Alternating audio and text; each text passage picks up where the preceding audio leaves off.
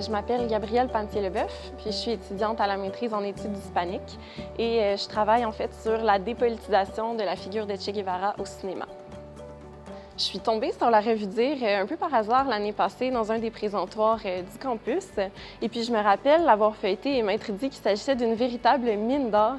Et j'ai trouvé ça génial de pouvoir avoir accès à autant de recherches qui étaient faites sur le campus même de l'université et qui provenaient de disciplines aussi variées que la sociologie, la bioéthique, l'histoire ou la physique.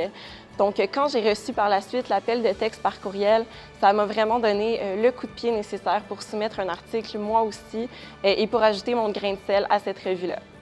En plus, c'était ma première expérience en fait de publication. J'avais jamais publié dans aucune autre revue. Et puis, il m'a semblé que de tenter ma chance auprès de la revue Dire, une revue de vulgarisation scientifique, était vraiment un excellent moyen de me lancer dans le monde de la publication, tout en participant à une initiative qui était créée spécialement pour la communauté étudiante de l'Université de Montréal. Étant donné que rien ne nous oblige finalement à ce que l'article qu'on soumette à la revue Dire concerne directement notre projet de recherche, moi j'ai plutôt décidé de soumettre une réflexion personnelle qui était connexe à ma discipline d'études, donc les études hispaniques, et qui porte sur le concept de traduction. Dans l'ensemble, je suis extrêmement satisfaite du processus d'édition de mon article. On est épaulé par plusieurs professionnels, donc on n'est jamais laissé seul à nous-mêmes dans aucune des étapes du processus.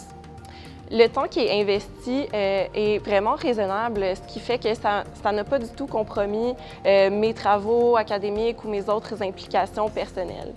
En plus, il y a une formation de vulgarisation scientifique qui est offerte par le Fixum pour aider les futurs auteurs et qui leur permet d'être plus efficaces dans le processus. Cette expérience de publication-là, dans la revue Dire, m'a vraiment permis de comprendre ce que ça implique concrètement, la vulgarisation scientifique, parce que, bon, c'est une chose de la comprendre dans la théorie et c'est complètement autre chose de l'appliquer dans la pratique. Publier dans la revue Dire m'a aussi permis de diffuser mes recherches auprès d'un public plus large.